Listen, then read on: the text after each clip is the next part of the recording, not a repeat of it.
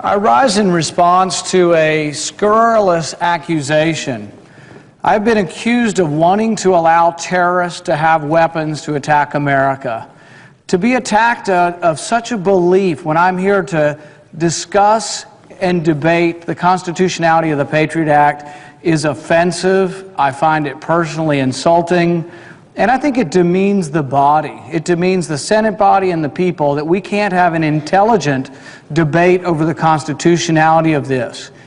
I am somehow to be told that because I believe a judge should sign a warrant that I'm in favor of terrorists having weapons. The absurdity of it, the insult of it. If one argues that judges should sign warrants before they go into the house of an alleged murderer, are you in favor of murder? Can we not have a debate on a higher plane? A debate over whether or not there should be some constitutional protections, some constitutional procedure? But to come to the floor and accuse me of being in favor of giving weapons to terrorists?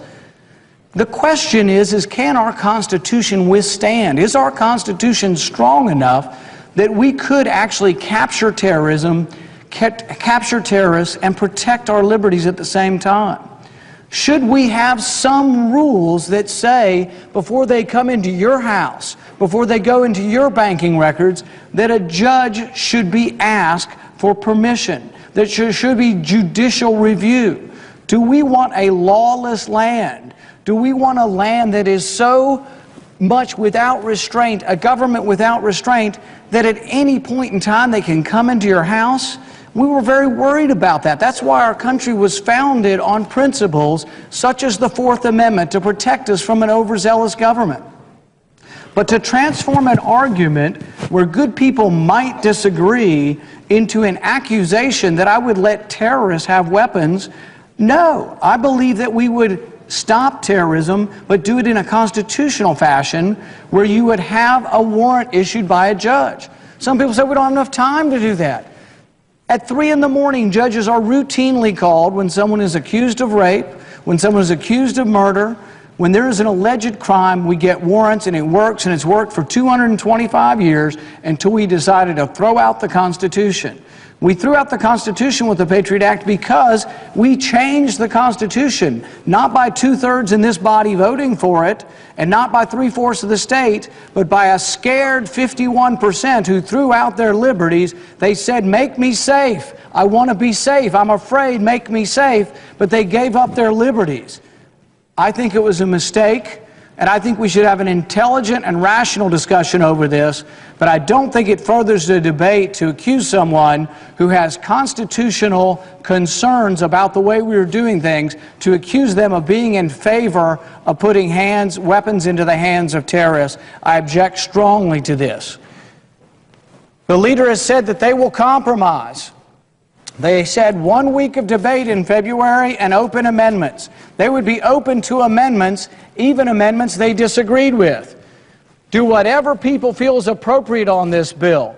This doesn't mean just amendments that are not emotional or just amendments that have nothing to do with guns.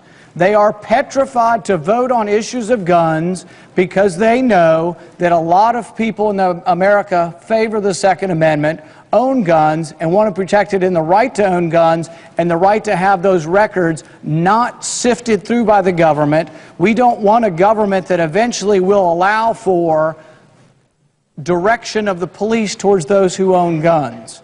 We don't want our records to be public. We don't want our records to be sifted through by a government without judicial review. They don't want to vote on this because they know the American people agree with us.